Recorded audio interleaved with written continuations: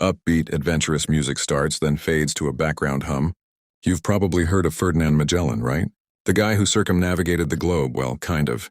He didn't actually make it all the way around. And the story of why he didn't is an epic tale of pride, resistance, and one Filipino chieftain who refused to bend the knee. This is the story of the Battle of Mactan. Picture it 1521. The islands we now call the Philippines are a collection of vibrant communities, each led by a local chief or datu. On the small island of Mactan, there's a leader named Lapu Lapu. He's not just a chief. He's a legend in his own community, known for his fierce courage and unwavering dedication to his people and his home.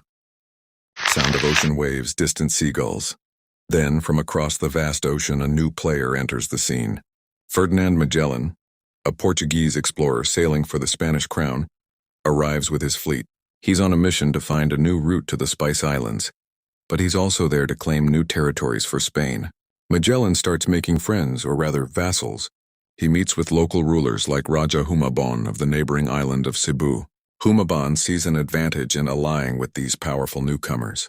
He converts to Christianity, pledges allegiance to Spain, and agrees that all other chiefs should do the same. Slightly more tense music begins to build. But then Magellan sends a message to Mactan.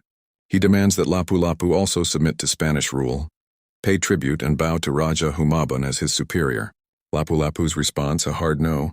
He sends back a message that he bows to no foreign king, and that the people of Mactan will govern themselves. They are free and they intend to stay that way. For Magellan, this wasn't just a refusal. It was a direct challenge to his authority and the might of the Spanish Empire. His pride was wounded. He decides he needs to make an example of Lapu Lapu. He tells Raja Humabon, "Don't worry, just watch. I'll show you how a European soldier fights." He was convinced that his steel armor, muskets, and cannons would make quick work of what he saw as primitive island warriors. So under the cover of darkness, on April 27, 1521, Magellan sets sail for Mactan with a force of about 60 of his best men. He's so confident, he actually tells Raja Humabon and his warriors to stay on their boats and just watch the show. But Lapu Lapu wasn't just a warrior. He was a brilliant strategist. He knew his home turf. As Magellan's ships approached, they hit a major problem: the shallow waters and coral reefs around Mactan. The big ships with their powerful cannons were stuck too far from shore to be of any use. Magellan and his men had to abandon their boats and wade through the knee-deep water for hundreds of meters, their heavy armor slowing them down. And as the sun rose, they saw what was waiting for them. Not just a small band of rebels, but over 1,000 Mactan warriors led by Lapu Lapu himself. They had been waiting.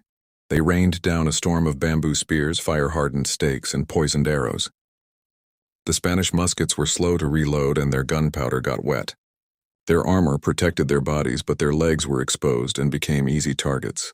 Action-oriented sound effects, clashing metal, shouting. Magellan fought bravely, but he was quickly overwhelmed. Accounts say he was wounded in the leg by a poisoned arrow and in the arm by a bamboo spear.